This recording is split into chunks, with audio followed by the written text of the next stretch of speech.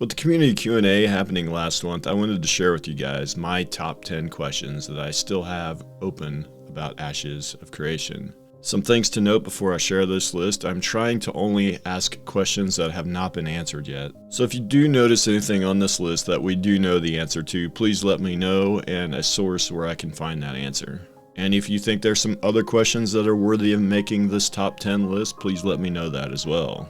And we'll get right into it, starting with question number 10, which is the 40 to 50% increase in power that comes from gear at max level based on player stats with no gear on, or is it the lowest tier level 50 gear versus the highest tier level 50 gear? So the way the gear power increase was mentioned in the past, it leaves this as an open question for me. The difference between the two is pretty staggering in terms of how much power the gear truly provides over base stats. Moving on to number 9, you have said that castle node sieges will occur each of the 3 weeks leading up to the castle siege. Who will be eligible to siege the castle nodes, and what is the process for signing up for them? And number 8, is the 5-minute cast of the castle siege scroll deployment subject to the corruption system? Number 7, you have said that castle sieges happen every month. What happens if no one declares for the siege? Do NPCs siege instead? Number 6, we have seen a lot of MMOs that launch on a brand new IP and end up struggling. How do you plan to navigate the difficulties of launching a new IP with the mini-pass failures of new MMOs launching with brand new IPs? Number 5, what kind of limitations will there be for siege summons, such as cooldowns, the number available per archetype, the number that can be active in a siege, and the game modes they can or cannot be used in? And number 4, what is the reason for having friendly player collision? Enemy player collision makes sense in PvP, but I do struggle to find a gameplay reason for its existence between friendly players other than as a cap for friendly AoEs in combat. Number 3, with the size of Intrepid Studios, I have done some estimations that it is costing around 20 million per year to develop this game, and in total it has cost over 50 million already. And I've done some rough estimates that you have over 100 million in total funding. These are very rough estimates, mind you, but regardless, I am of the impression that the project does not have enough funding to be in development forever. What are the contingency plans should Intrepid need more funding to continue development? And number 2, with the massive scope and complexity of the design of Ashes of Creation, is there a point that you would consider removing some of the ancillary systems that were originally intended for launch? If so, what ancillary systems would you consider removing first? And the number 1 question on my list: with the adaptive boss scaling in open world dungeons, what happens if a group has performed well, is on the last boss, and another group comes in and takes the loot tag by out-damaging or killing the other group? And for this number 1 question, I am definitely curious how they plan to make the adaptive boss scaling work in an open world dungeon, so that is why it makes number 1. And guys, those are my top 10 questions about Ashes of Creation. I'll have a link to these questions in a blog post on my website, as well as some bonus questions that did not make my top 10. If you have any more questions to add, please let me know. Also, a very quick channel update: the Ashes of Creation Everything Known video launches this Sunday, May 21st. I'll have a link in the description for the exact time in your time zone. The video is over an hour and a half long, which I know is quite long, but if you want to support the channel, the best way to do so would be to watch the video all the way through at normal speed, as that helps my watch time metrics, which are probably the most important metrics on YouTube in my opinion. And even if you know everything there is to know, it'll be a good refresher course for you. And with that, guys, I appreciate you guys watching the video. With that, I'll see you in the next video.